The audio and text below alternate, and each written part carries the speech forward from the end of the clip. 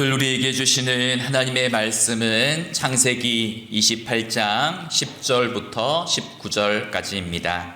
야곱이 브엘세바에서 떠나 하란으로 향하여 가더니 한 곳에 이르러는 해가 진지라. 거기서 유숙하려고 그곳에 한 돌을 가져다가 베개로 삼고 거기 누워 자더니 꿈에 본즉 사닥다리가 땅 위에 서 있는데 그 꼭대기가 하늘에 닿았고 또 본즉 하나님의 사자들이 그 위에서 오르락 내리락 하고 또 본즉 여호와께서 그 위에 서서 이르시되 나는 여호와니 너의 조부 아브라함의 하나님이요 이삭의 하나님이라.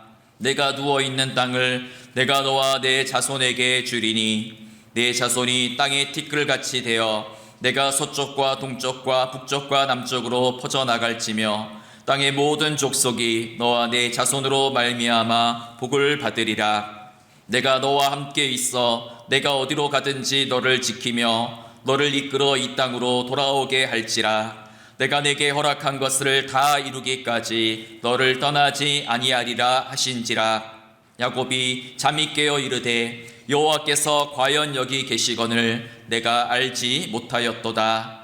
이에 두려워하여 이르되 두렵도다. 이곳이여 이것은 다름 아닌 하나님의 집이요 이는 하늘의 문이로다 하고 야곱이 아침에 일찍이 일어나 베개로 삼았던 돌을 가져다가 기둥으로 세우고 그 위에 기름을 붓고 그곳 이름을 베델이라 하였더라. 이 성의 옛 이름은 루스더라. 이 바른 기독교 영성이라는 것은 특별한 시간이나 또 구별된 장소에서만 하나님을 만나는 것이 아니고 내게 주어진 모든 일상 속에서 내가 경험하는 모든 시간과 사건과 또 모든 날씨와 계절 속에서 하나님을 느끼고 인식하고 새롭게 발견하는 것이죠.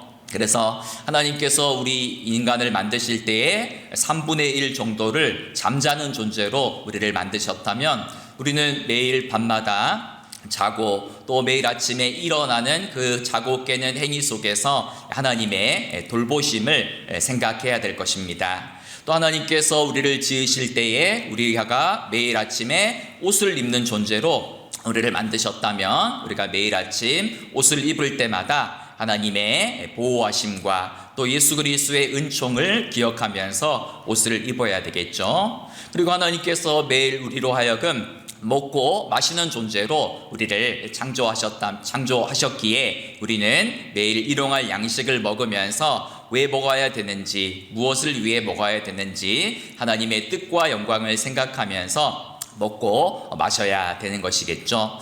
오늘은 이제 의식주 가운데 또 네 번째 집의 문제에 관해서 살펴보도록 하겠습니다.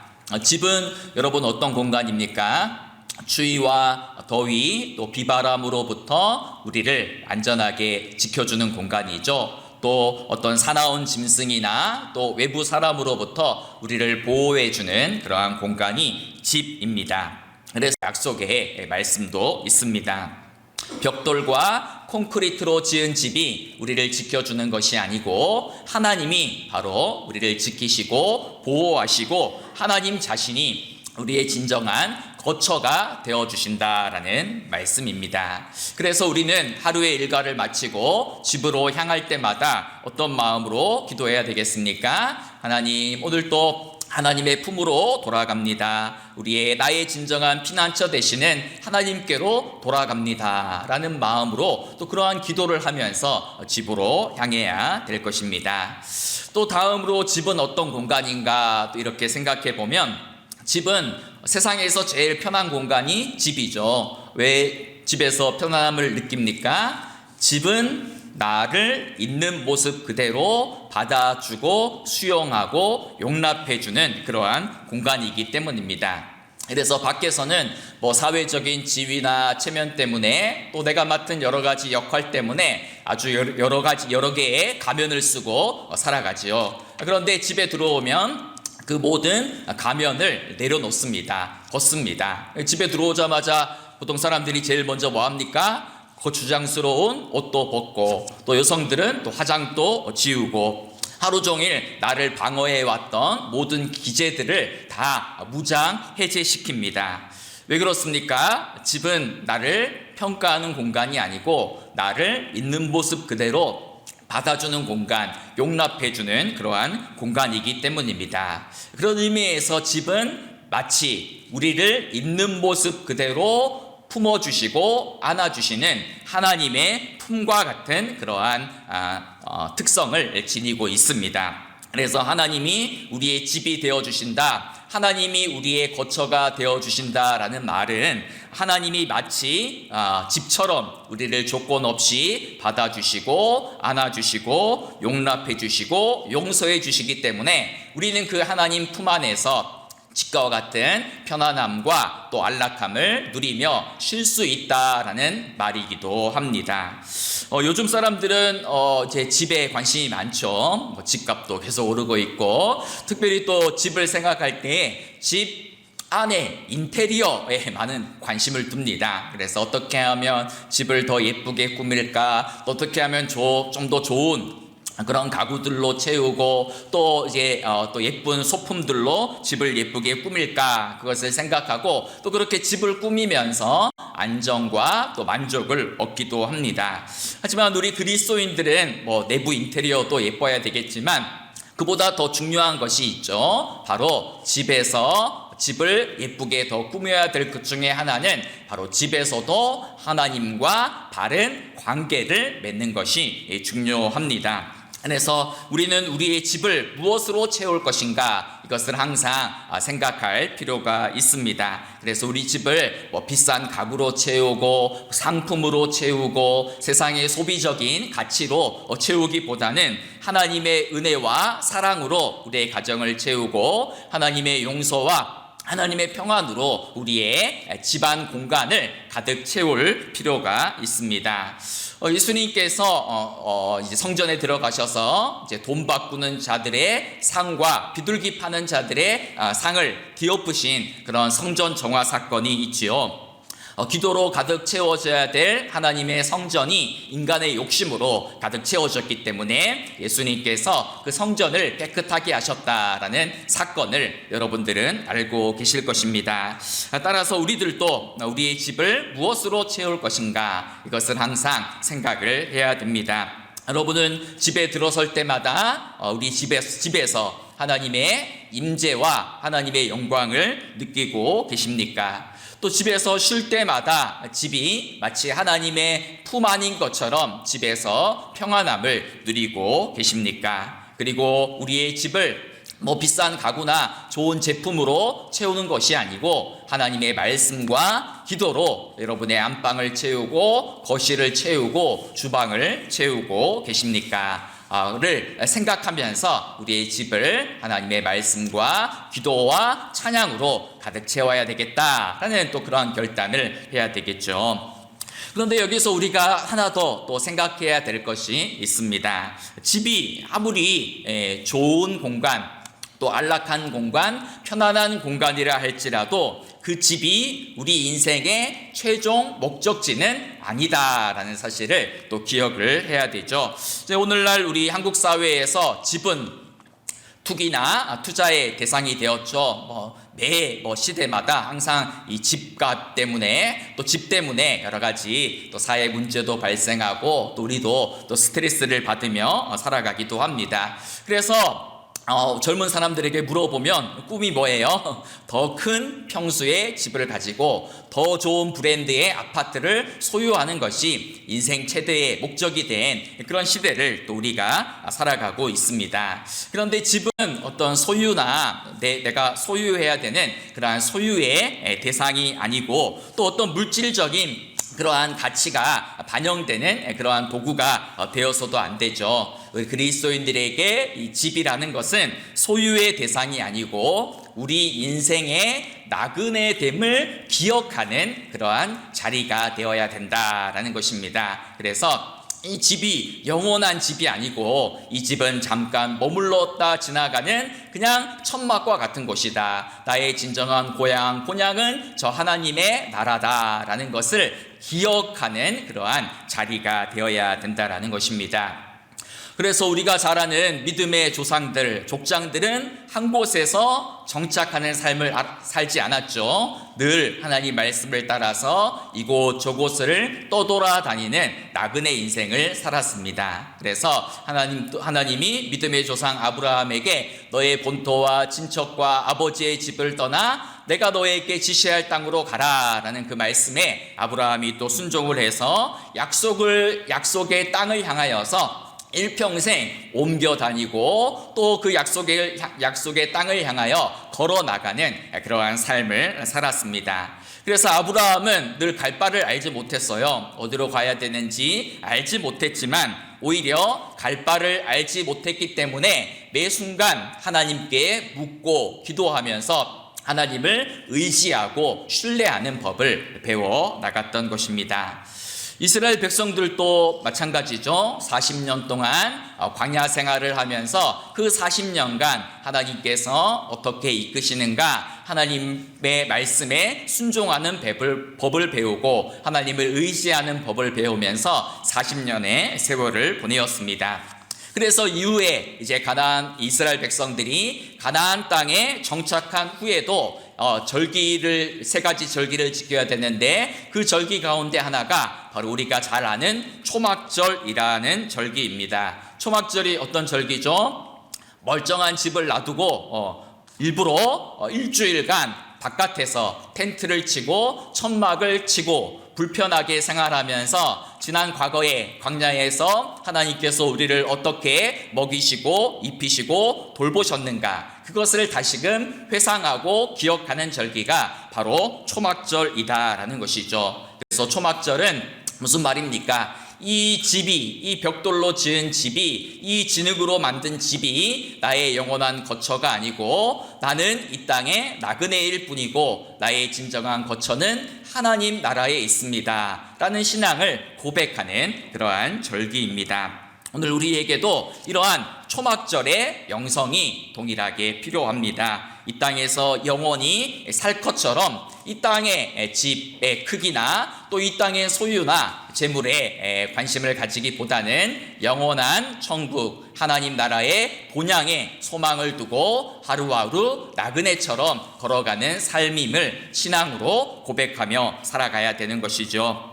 여러분, 오늘 본문 속에는 우리가 잘 아는 야곱의 인생 스토리가 나와 있죠. 야곱은 형 에서의 장자의 명분을 빼앗기 위해서 팥죽 한 그릇으로 형을 속였고 또 아버지를 속여가지고 그 장자의 축복권까지도 빼앗아 버렸습니다. 그러니까 이를 알게 된 형 에서가 이제 화가 나서 야곱을 죽이려고 했고, 야곱은 이제 어머니의 고향인 하란을 향하여서 도망을 치게 됩니다. 그리고 하란을 향하여 가던 도중에 이제 날이 저물어서 잠잘 곳이 없죠. 그러니까 광야에서 돌을 베개 삼아 잠을 자려고 잠을 청하게 됩니다. 그런데 그날 밤 잠이 잘 왔을까요? 안 왔을까요? 그날 밤 야곱의 마음은 아마 여러 가지 마음들로 복잡했을 것입니다. 그래서 지난 시간에 대한 그런 후회도 있고 두려움도 있고, 뛰어난 사냥꾼인 에서가 지금 몰래 조용한 발걸음으로 쫓아오고 있지는 않을까라는 그런 두려움도 있었겠죠. 또 사방에 또 여러 가지 광야의 사나운 짐승들이 나를 해치지는 않을까라는 마음을 가지고 잠을 푹 자지 못했을 거예요. 그래서 자다가 깨다가 선잠에 잠깐 빠져들었는데 그 선잠에 빠져드는 순간 신비한 꿈을 꾸게 되지요.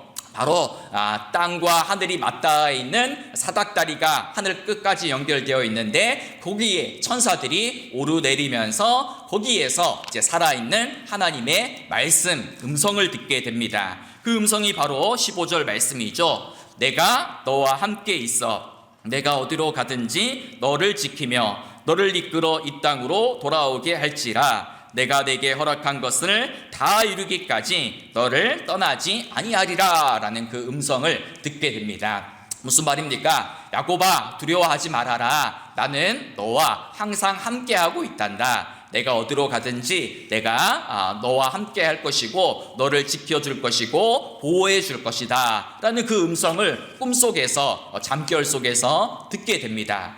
그러니까 그 잠에서 깨어난 야곱이 깜짝 놀라면서 온몸을 막 떨면서 이렇게 고백하는 것이죠. 야곱이 잠이 깨어 이르되 여호와께서 과연 여기 계시거늘 내가 알지 못하였도다. 이에 두려워하여 이르되 두렵도다. 이곳이요 이것은 다름 아닌 하나님의 집이요 이는 하늘의 문이로다. 라는 이런 고백을 하게 됩니다.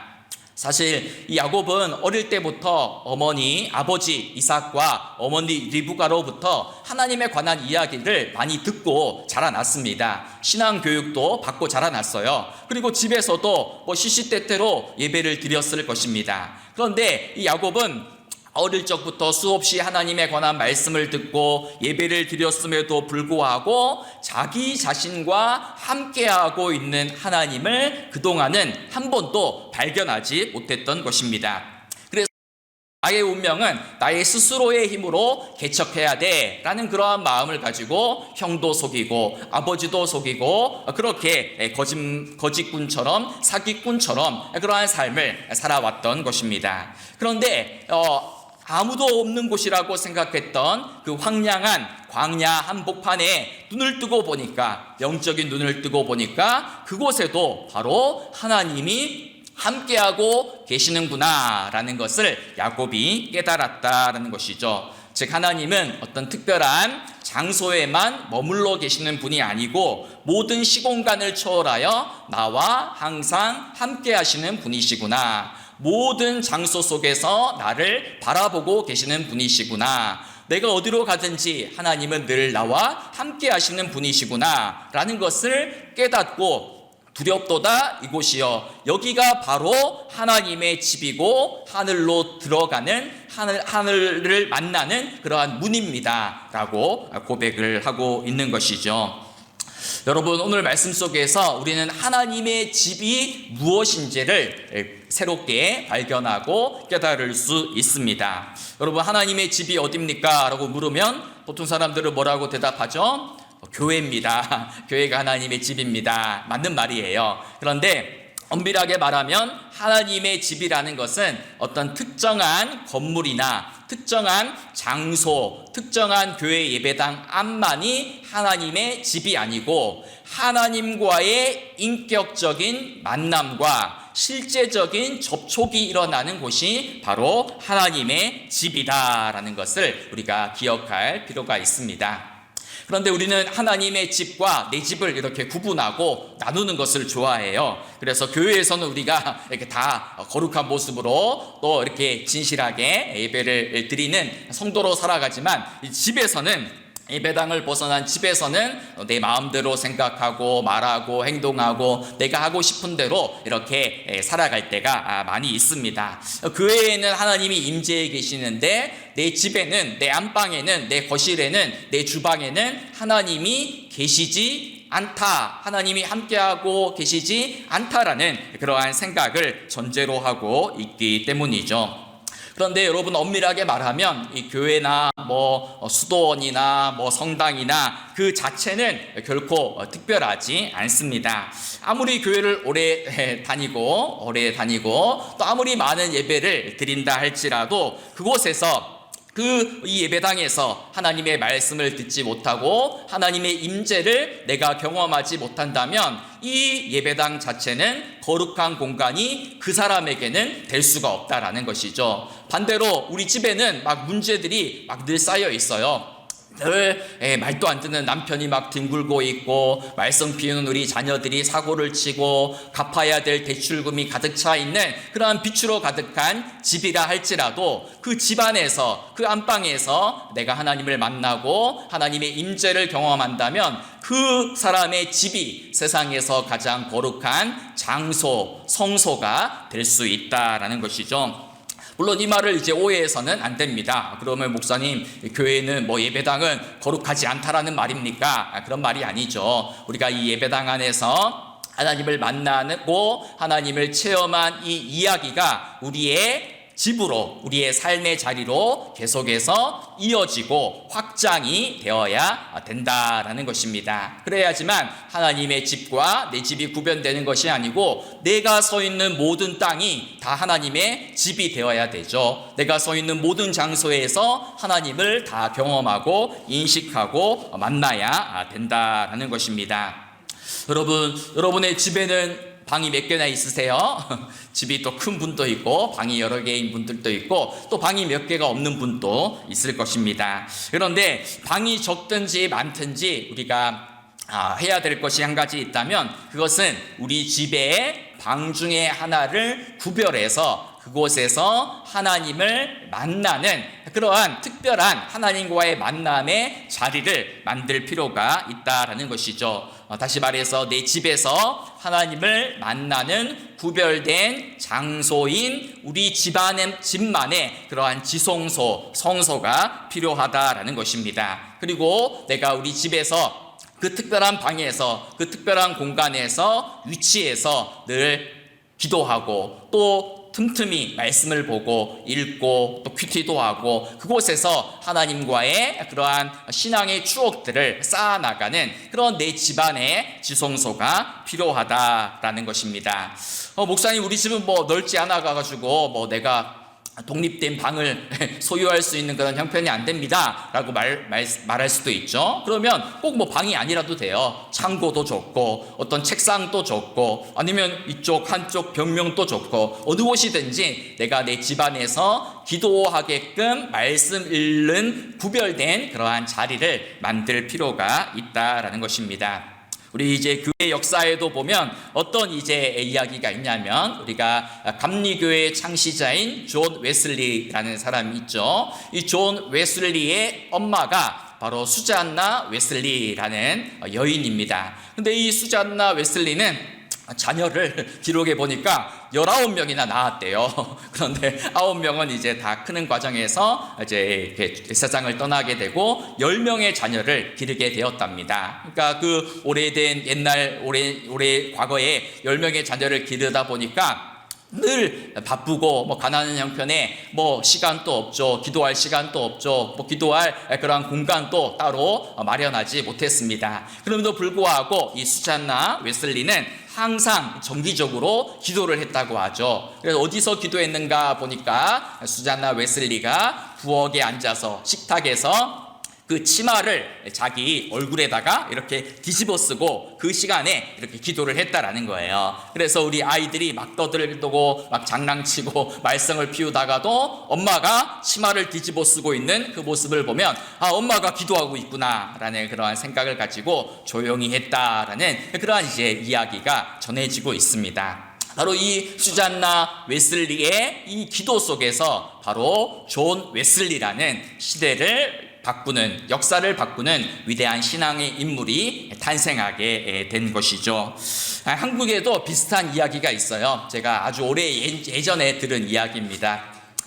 그 라디오 극동방송에서 이제 들은 이야기예요. 극동방송에서 어떤 사람이 나와서 이제 간증을 하는데 애기 엄마입니다. 그 애기 엄마인데 아이를 셋이나 가진 애기 엄마 이야기예요. 그래서 아이를 셋이나 이제 결혼한 직후에 가지게 되었는데 살림이 넉넉지 않으니까 이렇게 그냥 이렇게 단칸방에서 신혼살림도 시작하고 이 아기들도 기르게 되었답니다. 남편은 이제 또 가난하니까 새벽 아침 일찍이면 그냥 일용직 근무자로 출근을 하게 되고 일찍 나가게 되고 그러니까 이제 아이 셋을 차례로 이제 씻기고 밥 먹이고 옷 입혀가지고 유치원에 보내기도 하고 학교에 보내기도 했다라는 것이죠. 그러니까 매일이 뭐겠어요? 전쟁터죠. 여러분 집 단칸방에 애들 셋 기른다고 생각해 보세요. 매일매일이 한 명 울고 있죠. 옷 갈아입혀야 되죠. 매일매일이 전쟁터예요. 그러니까 이 애기 엄마가 너무나 힘이 드는 겁니다. 애 셋을 다 씻고 이제 다 어딘가에 유치원에 학교에 보내고 나면 넋이 나가가지고 그냥 땅바닥에 이렇게 주저앉아 있었다라는 것이죠. 그런데 이제 땅바닥에 주저앉아 있으려니까 또 뭐가 보여요? 청소할 게 보이는 겁니다. 여기저기 막 식탁 아래 보니까 애들이 막 먹고 흘린 뭐예요? 반찬들도 있고 또 이제 뭐도 있냐면 이제 장난감도 있고 막 그러는 겁니다. 그러니까 이제 그거를 이제 치우려고 이 애기 엄마가 그 좁은 식탁에 들어가 가지고 허리를 숙이고 걸레질을 하는데, 걸레질을 하다가 고개를 딱 드니까 뭐에 부딪혀요? 탁자에 부딪히잖아요. 탁자에 부딪히니까 아픈 거예요. 아픈데 그냥 아픈 게 아니고 그냥 그 순간 이 서러움이 폭발했다고 해요. 야, 내가 지금 여기서 뭐 하고 있냐라는 마음이 들었겠죠. 그리고 뭐 친구들은 뭐 좋은 아파트 이제 당첨됐다고 하고 뭐 좋은 넓은 집에 산다고 자랑하는데, 나는 지금 애 셋 키운다고 지금 여기서 처박혀가지고 이거 뭐 하고 있는가 하는 그런 마음이 들었답니다. 그래서 나도 모르게 거기서 한참 불평이 터져 나오고 원망이 터져 나와가지고 한참 엉엉하고 울었대요. 그런데 한참 울고 나니까 마음이 평안해지더라는 겁니다. 그러면서 찬양이 흘러나오더래요. 평화 평화 하늘 위에서 내려오네, 그 사랑의 물결이 내 영혼에 가득합니다. 그런 찬양이 나오더래요. 근데 그 밑에 있으니까, 그 식탁 아래 좁은 공간이 있으니까 그 자리가 그렇게 편안하고 안락할 수가 없더래요. 그래서 이제 이 엄마가 이제 하나님을 만나는 그 특별한 자리가 그 좁은 식탁 아래가 되었다라는 겁니다. 그래서 매일마다 남편 출근 보내고 아이들 다 보내고 나면 일부러 그 좁은 식탁 안에 들어가서 무릎을 꿇고 기도하고 하나님을 만나고 경험했다라는 그런 이제 이야기를 들은 적이 있습니다. 그 아이 셋을 기르는 엄마의 지성소는 바로 그 식탁 아래라는 것이죠. 여러분도 한번 오늘 집에 가셔가지고 식탁 아래 한번 들어가 보세요. 들어가가지고 한번 기도해 보세요. 거기가 기도의 골방도 될 수 있고 아무도 방해받지 않는 하나님의 품과 같이 그러한 따뜻한 공간이 될 수도 있고, 기도하고 예배하고 찬양하는 그러한 장소가 될 수가 있다라는 것이죠. 여러분의 집에는 하나님의 임재를 느낄 수 있는 그러한 자리가 있습니까? 우리가 마음이 답답할 때마다 뭐 교회를 찾고 산소 기도원을 찾아갈 것이 아니고 내 집에서 하나님을 만나는 그 지성소에서 엎드릴 필요가 있습니다. 그리고 그곳에서 엎드리고 기도하면 이 애기 엄마의 간증처럼 그 식탁 아래가 바로 하나님의 집이 되는 것이죠. 여기가 바로 하늘로 들어가는 문입니다. 하나님이 임재해 계시는 공간입니다 라는 그러한 신앙 고백이 나오는 것입니다. 여러분, 오늘 여러분의 집에는 어떤 소리가 가득합니까? 집에 들어가기만 하면 막 TV 소리, 막 인터넷 소리, 막 휴대폰 소리, 막 불평하고 막 원망하고 막 짜증내는 소리, 남편의 잔소리, 아내의 잔소리로 가득한 장소입니까? 아니면 하나님을 향한 찬양과 기도와 말씀으로 가득한 그러한 자리입니까? 여러분, 집은 단순한 건물이 아니죠. 투자나 뭐 투기의 수단이 되어서도 안 되고, 화려한 인테리어나 뭐 가구를 자랑하는 그러한 공간이 되어서도 안 됩니다. 우리 집은 하나님의 거룩한 임재가 있는 공간, 환대와 나눔과 사랑과 평안이 넘쳐나는 그러한 자리가 되어야 되는 것이죠. 그렇기 때문에 우리는 집의 영성을 가지고 기도해야 됩니다. 여러분이 우리가 매일 집 안에서 생활하잖아요. 일어나서 이불자리를 갤 때마다 일어나서 세수를 하고 또 양치질을 하고 밥을 먹고 뭐 설거지를 하고 화장실에서 볼일을 보고 모든 일을 할 때마다 이런 마음으로 여러분들이 기도를 하시기 바랍니다. 하나님, 이곳이 바로 하나님의 집입니다. 하나님, 여기가 바로 하늘로 들어가는 거룩한 문입니다. 주님이 우리 집에도, 이 방에도, 지금 이 화장실에도, 이 식탁에도 함께하고 있음을 믿습니다. 하나님, 야곱이 그 광야에서 하나님을 만났던 것처럼, 하나님의 음성을 들었던 것처럼, 하나님, 나도 이 시간 하나님의 음성을 듣기를 원합니다. 야곱의 환상을 보기를 원합니다. 하나님, 말씀하여 주십시오. 이곳이 하나님을 만나는 예배의 자리가 되게 하시고, 하나님을 만나는 성소의 자리가 되게 하시고, 하나님을 깊이 경험하는 지성소가 되게 해 주십시오. 우리의 집이 하늘로 들어가는 문이 되게 해 주십시오. 그런 마음으로 여러분들이 매일매일 집에서도 깨어서 기도할 수 있기를 바랍니다. 그래서 나의 평범한 일상의 자리에서 집에서부터 하나님의 임재를 느끼고 하나님의 말씀을 듣고 영원한 집 되시는, 영원한 거처 되시는 하나님 안에서 기쁨과 평안과 감사로 살아가는 우리 모두가 되기를 소망합니다.